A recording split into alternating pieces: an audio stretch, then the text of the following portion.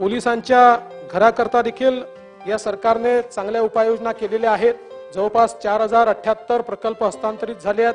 6453 प्रकल्प हे आता प्रगतीपथावर आहे।